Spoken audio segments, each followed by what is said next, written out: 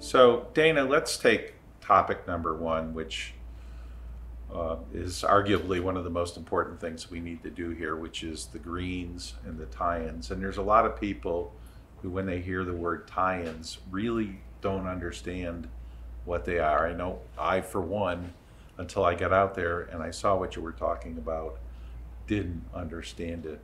But typically, how long do greens go before they need work done on them, and what's happened here at DC Ranch? So typically on the greens here in the desert Southwest, USGA spec greens will last 20 to 25 years in the desert.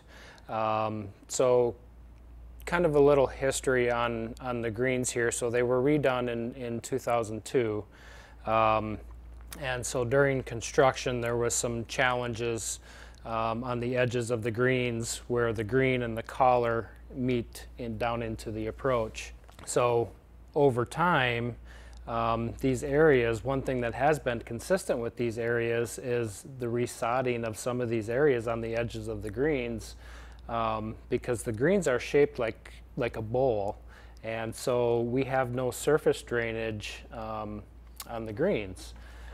So all that water, when we water or irrigate at night or during rainstorms, all that water flows back into the green and sits in these areas, and basically it just floods itself in water, and the roots they basically die of root rot and loss of turf, and so we've had to basically resod most of these areas on an annual basis. Is the dark area in this picture indicative of what happens when the water settles? Yes, like exactly. So the water just sits there overnight, and unfortunately, because we do water at night, nobody sees that kind of thing. And you know, the time when we see it is during rainstorms when we're going around, and you can really see that, or when we're doing spot watering during the day, during the mornings, you can see that as well. Are you forced to resod more than once a year, or just is it a once a year? Typically it has been just once a year coming out of winter dormancy. So you don't really see the issue because in the summertime, because of the Bermuda grass is thriving in that warm, humid weather. So what's the solution?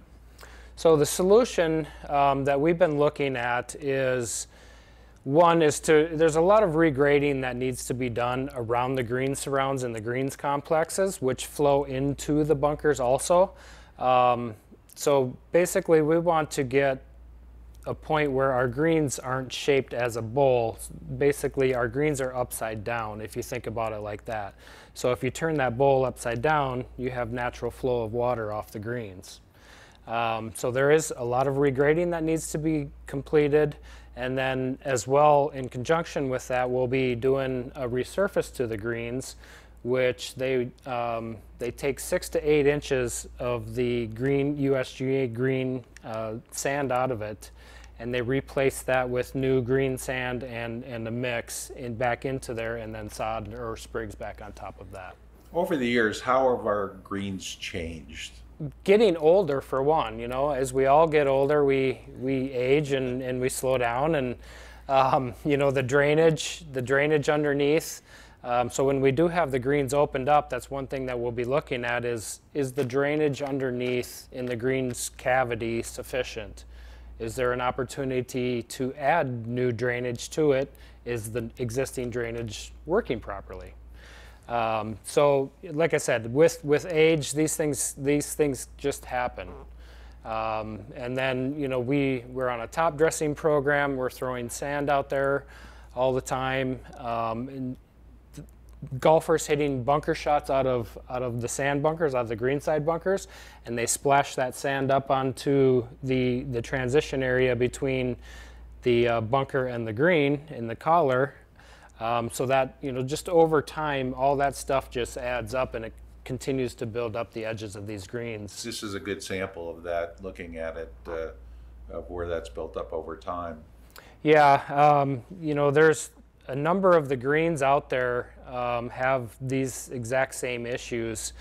Some of them are a little less than others. Some of them are more severe than others. So yes, there is a good amount of work out there to repair do things right.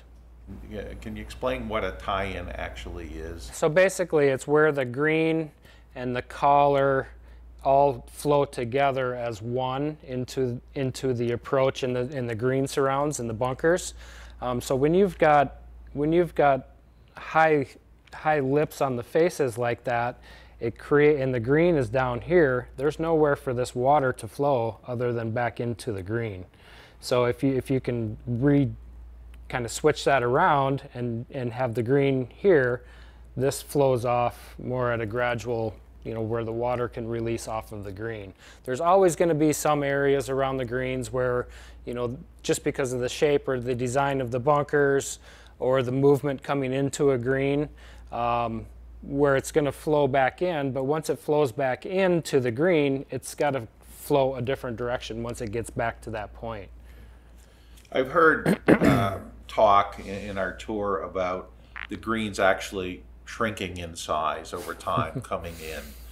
What's that all about? Can you explain that? Yeah, so there's a couple different reasons for this, and most of it has to do with the tie-ins and the big humps around the edges of the greens.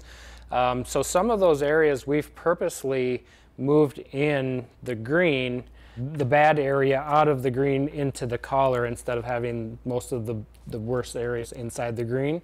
So over time they have shrunk. Some of that is due to when the guys go out and mow the greens, they tend to cheat in a little bit because they don't want to scalp out into the collar, so they tend to cheat in a little bit. And so day after day after day of mowing, over time that little bit and that little bit continues to shrink, and you get to where we are now. In some cases, there's some greens out there that have moved in 3 to 4 feet to where the original specs are. So yes, the thought and the idea would be to expand the greens back out to their original size and fix those tie-ins and areas back into the collars and the approaches.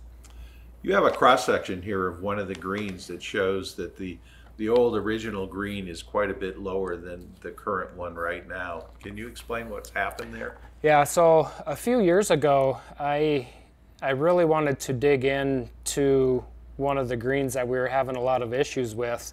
And so I dug out a 3 or 4 foot cross section of the green straight down, probably about 1 foot into the green and then into the collar towards a bunker.